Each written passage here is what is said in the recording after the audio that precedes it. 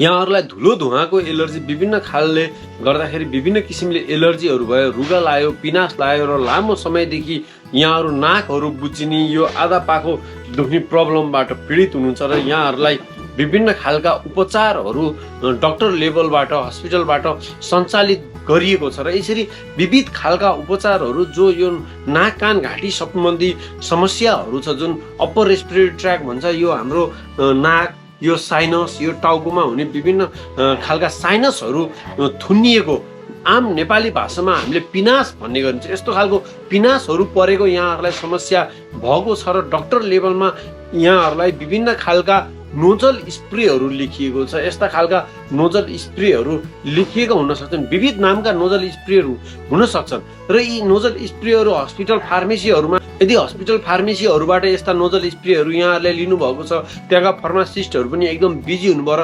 यहाँहरूले यो घर आइसकेपछि यो नोजल स्प्रे कसरी युज गर्ने त नि भनेर यहाँहरू दोधारमा पर्नु भएको छ भने आज यही नोजल स्प्रे कसरी प्रयोग गर्ने भन्ने विषयमा म विशेष यहाँहरूलाई बताउने छु र फेरि पनि भन्छु, विभिन्न खालका नाक सम्बन्धी एलर्जीहरू हाछिम आइरहने, एकदम नाकबाट सिगानहरू बग्ने, नाक बुझिने, यो आदि पाखुटा आदि टाउको यो आदि भागहरू दुख्ने, यस्ता खालका प्रब्लमहरू भएको छ।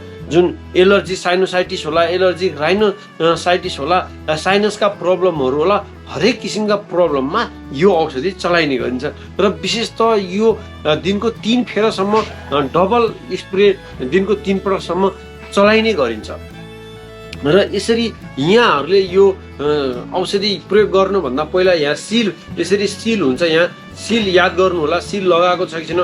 त्यस्तै गरी यहाँ एक्सपायरी डेटहरू लेखिएको हुन्छ, कतै यो औषधि एक्सपायर पो पर्यो कि कहिलेकाहीँ अब हेर्दाखेरि पनि बाई मिस्टेक यो जानी नभइकन कहिलेकाहीँ काम गर्ने क्रममा गल्ती हुनसक्छ। त्यही भएर यहाँहरूले पनि प्रयोग गर्नुभन्दा पहिला यसको एक्सपायरी डेट यहाँहरूले चेक गर्नु होला र यसरी एक्सपायरी डेट चेक गरिसकेपछि यो स्प्रे युज गर्नुभन्दा पहिला यहाँहरूले आफ्नो सिगान राम्रोसँग फाल्नु होला। यदि सिगानहरू जमेको छ भने सिगान राम्रोसँग फालिसकेपछि अनि यहाँहरूले यो सिललाई यसरी चाहिँ खोल्नुपर्ने हुन्छ। यसरी यो सिल खोलिसकेपछि यहाँहरूले यसरी यो सिल खोलिसकेपछि यहाँ पनि अर्को एउटा लक हुने गर्छ, यस्तो खालको यो लकलाई यहाँहरूले यसरी यो लक निकाल्नुपर्छ। यो लक निकालिसकेपछि यो क्याप यसरी यहाँहरूले खोल्नुपर्ने हुन्छ र एकचोटि चाहिँ यो नोजल स्प्रेलाई यसरी हल्लाएर यहाँहरूले यस्तो गरेर हावामा पहिला यो स्प्रे गर्नुपर्ने हुन्छ सुरुमा।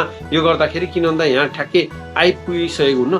त्यसपछि यो युज गर्नको लागि यहाँहरूले जहिले पनि हामी देख्ने गर्छौँ यसरी ठाडो किसिमले धेरैले युज गरिरहनु भएको हुन्छ। त्यसले गर्दाखेरि यसलाई युज गर्दाखेरि यहाँले अलिकति हल्का छड्के पारेर यसरी चाहिँ यहाँले अलिकति यसरी छड्के पारेर हल्का छड्के तरिकाले जो यसरी चाहिँ यो जाओस्, किन भन्दा यता खासै केही हुन्न, यसरी हुन्छ।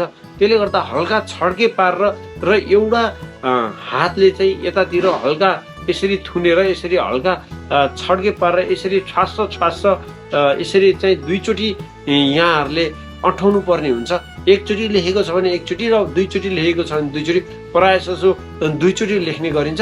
त्यसरी फेरि अर्को नाकमा पनि त्यही कर्मिक रूपले त्यसरी नै हल्का यसो गरेर यतातिर चाहिँ यो हुरी गरेर है यहाँ पर्ने गरेर जाने गरेर यहाँहरूले स्प्रे गर्नुपर्ने हुन्छ। जस्तो कि यसरी चाहिँ यो यहाँहरूले गर्नुपर्ने हुन्छ र यसरी यो यहाँ थुरेर यसरी छ्वास हान्ने अनि फु गरेर चाहिँ यहाँहरूले फुक्नुपर्ने हुन्छ है र यसरी चाहिँ यो फुकेपछि यो सही डिरेक्सनमा यो जाने गर्छ र यसरी यो नोजल स्प्रेको यहाँहरूले युज गर्नुपर्ने हुन्छ र यो युज गर्छ सी गर्ने त्यस्तो गर्ने चाहिँ गर्नुहुन्न र यहाँहरूले युज गरिसकेपछि यो एकचोटि यहाँहरूको टिस्यु पेपरले यो यसरी पुस्न सक्नुहुन्छ र पुसेर चाहिँ बल्ल यो ढक्कन लक गरेर राख्न सक्नुहुन्छ। यसरी यो नोजल स्प्रेहरू यहाँहरूले युज गर्न सक्नुहुन्छ र यो नोजल स्प्रेहरू एलर्जीकै लागि युज गर्ने हो र यदि कहिलेकाहीँ हरेक औषधिका एलर्जीहरू हुन्छन्, मैले भन्ने गरेको छु।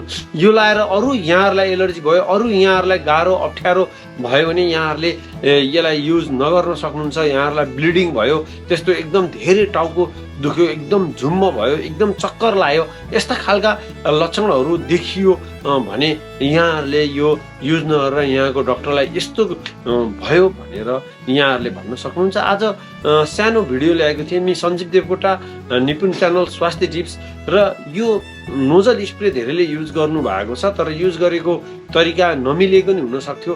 त्यही भएर र यो कसरी युज गर्ने र किन युज गरिरहनु भएको छ, यो कसरी युज गर्ने र यो किन युज गरिरहनु भएको छ भन्ने सम्बन्धी सानो भिडियो यहाँलाई ल्याएँ। यदि यो इन्फर्मेटिभ लाग्यो भने यो भिडियोलाई लाइक कमेन्ट सेयर गर्दै यस्तै भिडियोको लागि मेरो निपुण च्यानल स्वास्थ्य टिप्स यहाँहरूलाई सब्सक्राइब गर्न रिक्वेस्ट गर्दै आजलाई म बिदा हुन्छु।